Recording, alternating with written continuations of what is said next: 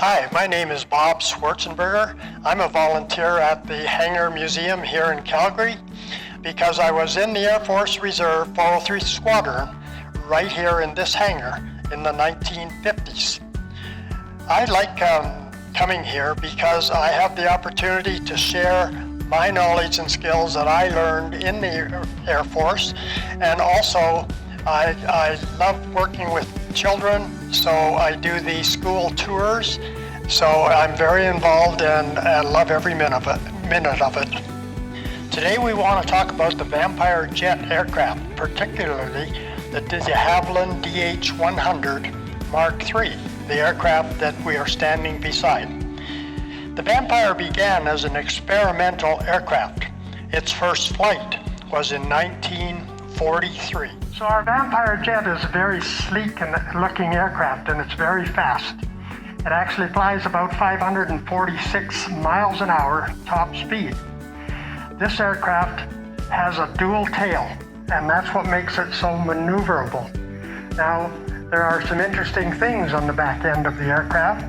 The trim tab right here is very, very small compared to all other aircraft. So one on each pin and here.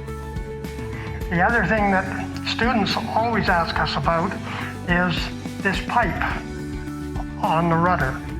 This is called a pitot tube, and it's the thing that indicates the speed of the aircraft. In comparison to other aircraft, the Vampire was a relatively straightforward aircraft employing only manually operated flight controls and no radar in comparison to later aircraft.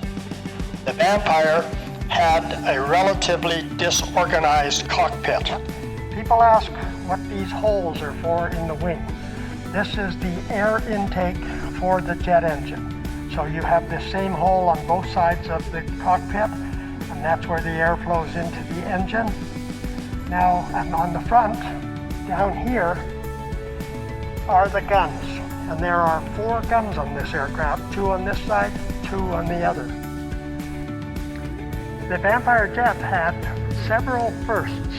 It was the first aircraft to fly across the Atlantic Ocean. It was the first jet aircraft to land on an aircraft carrier called the HMS Ocean.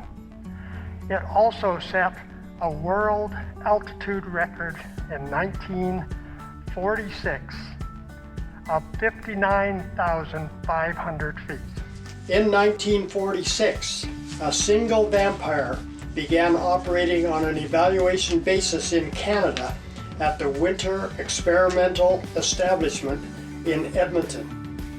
This aircraft was selected as one of 2 type operational fighters for the RCAF and was first flown in Canada in 1948, where it went into service as a training aircraft at RCAF Station Trenton.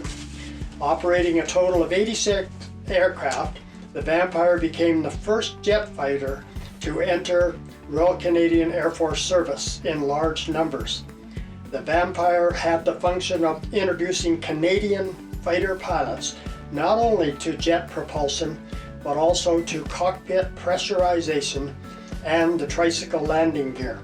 It proved to be a very popular aircraft, being easy to fly. The pilots liked it. The Vampire served in the 400, 401, 402, 403, 411, 438, and 442 squadrons across Canada during the late 1950s. It was replaced, however, in RCAF service by the Sabre jet in the late 1950s. Our aircraft was owned by Justice A. Milton Heritance of the Supreme Court of Canada. He flew this aircraft in the 403 Calgary Reserve Squadron, and later he purchased it as his personal aircraft, and it was donated to the museum. Now, this aircraft was one of the last aircraft built out of composite wood and metal. The interesting thing about the Vampire is the name.